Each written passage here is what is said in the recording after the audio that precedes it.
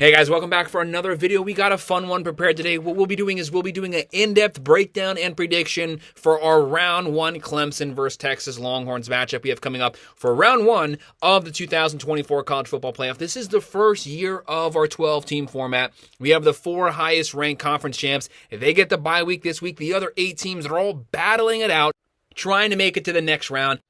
But it sets up for some pretty entertaining football in the coming weeks leading up to that national championship game. Make sure to hit that like button. Make sure to subscribe. Every week we're going over every single college football game, the bowl games, the playoff games. We also do the same thing for every NFL game as well. Every week trying to predict the outcome, who's going to win, who's going to lose, what the final score will be. Every video we touch on the best bets also, the money lines, the spreads, the over-unders. If you're a football fan, if you're a sports fan in general, and make sure to hit that like button. Make sure to subscribe to the channel. So on TNT, kind of a weird channel, but that's the way the TV contracts have worked out. This coming Saturday, December 21st, 4 p.m., number 12, Clemson coming in here 10-3, the ACC champ versus the SEC runner-up, number 5, Texas Longhorns 12-2. Texas has no ranked wins as of right now.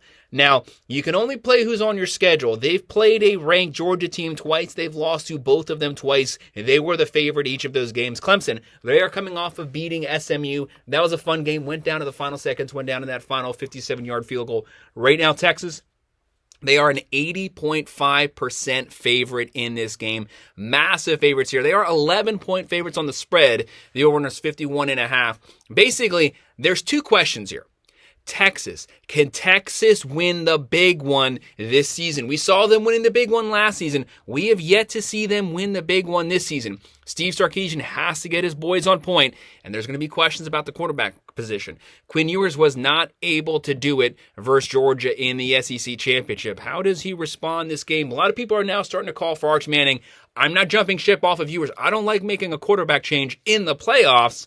That kind of puts yourself in a bad position, especially if for some reason you have to go back to Quinn Ewers. And then you also have questions about Clemson. Yes, there is no questioning the fact that Dabo knows how to get his boys to respond in a one-game scenario. He got them to come out and play versus SMU. He can get the most out of his team when he has the opportunity to get his guys riled up.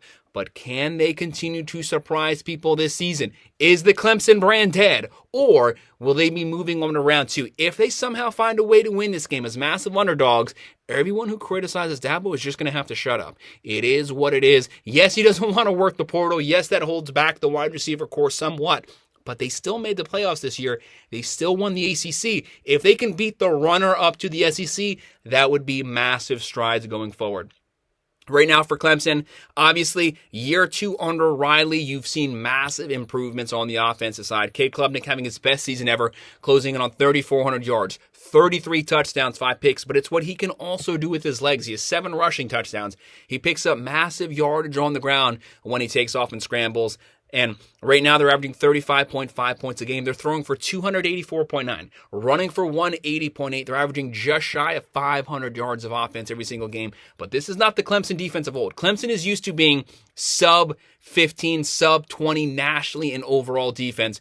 Right now they're giving up 22.3 points a game. That's not bad, but time and time again this season we've seen Clemson's defense fail to step up and get stops when you need to get stops and actually get torched up and down the field. They are giving up almost 400 yards of offense every single game. This isn't the Clemson team that was playing Alabama in those national championship games. Right now they give up just under 230 yards passing and just under 151 yards rushing. Massive issues on defense. Can they step up when it matters here? They were unable to put SMU away in the ACC championship. Actually, they got dominated second half. They didn't get stops at any point when they needed stops. They're going to have to control Texas. But this is not the Texas Longhorns offense it was last season. Last season, they were actually a big play offense. You could say Clemson this season is actually the big play team. I think they're top 10 right now in yardage plays over 20 and 30 yards. They make massive plays when they need to make plays, but they're giving up too many points. Texas, you got to step that offense up. Right now, Quinn Ewers, he's closing in on 2,700 yards, 25 touchdowns, 9 picks. They're averaging 33.6 points a game, throwing for 294, running for 164.4. A lot of people say this is the deepest offense in the ACC. This is the best defense in the SEC. While that may be true, They have a top 5 defense. Right now they sit at number 3 overall in the nation on the defensive statistics. This is a really good defense. This is a really great and deep defensive line. Their goal here, get as much pressure on Cade Klubnik as possible. Try to bottle him up. Try to keep him in the pocket. Force him into third and long situations. Force him to have to beat you on third down passing. Can they do that successfully? Big play Clemson offense, but you can only make the big play when you have time to vertically push the ball down the field. If their defensive line is able to get a lot of pressure on Cade Klubnik, you're going to take that away from Clemson. Thus, you're taking them out of the way, the pace that they want to control the game. But Texas is going to have to move the ball themselves. There will be opportunities versus this Clemson defense. Right now, the Texas Longhorns defense, they're giving up 12.5 points a game, number 3 in the nation, only 106.8 yards on the ground. Clemson, of course, naturally, they want to establish the run. Texas wants to take the run game away from Clemson, force them into just a one-dimensional type of offense, and that's vertically passing the ball. And I do see a lot of third and long situations. This is a very aggressive Texas Longhorns defensive front, but they're going to be tested here. When you're looking at the playmaker for Clemson, you have Maffa closing in on 1,200 yards rushing. You have Williams at the wide receiver position. This is their best wide receiver core they've had in a couple seasons. It's not great, but it's definitely above average to slightly good. It's going to test the Texas Longhorns secondary. What helps the secondary? That defensive line for Texas. Right now, Texas, Wisner, Golden, Bond, they have a lot of weapons. This is the number 4 overall roster according to ESPN. But technically, Clemson comes in as the number 9 overall roster. So there's not a massive talent discrepancy here, but you do see it statistically on the field. But to me, the offenses are basically even. I would actually probably give the edge to the Clemson offense as having the edge over the Texas Longhorns. If Texas and Sarkisian, if you don't take this game serious, you're going to lose this game, you're going to drop this game, and there's going to be a lot of heat on Texas starting next season and a lot of calls for Arch Manning if the first half of this game doesn't get rolling right. But on defense, Texas by far has the edge, only giving up half the points of what the Clemson defense gives up. Everyone says defense wins championships. I don't necessarily believe that. I think it's honestly 50-50 because we've seen offensively focused teams also win national championships, but we have seen defensively ones.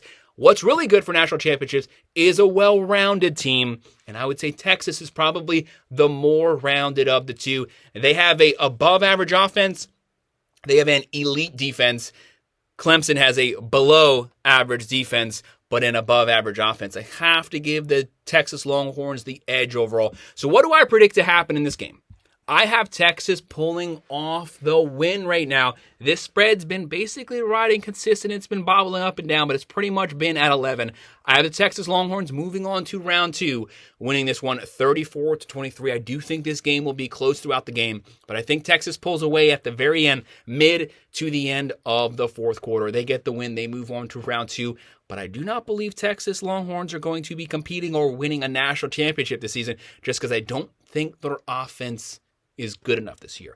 I do hate to say that, but I don't think they have the edge. They showed that by unable to move the ball on a Georgia Bulldogs defense, which this is the worst Georgia Bulldogs defense in probably almost 2 decades. They're not bad, but they're giving up over 20-something points per game. That's very un-Georgia Bulldog. Like, even without Carson Beck, Texas could not take advantage of that, step on their throat, and put the game away. But Texas wins this one, and they still get to round 2. That's our breakdown of the Clemson versus Texas Longhorns game. Make sure to hit that like button. Make sure to subscribe. If you have any comments, please drop them below, and I will respond. Thank you.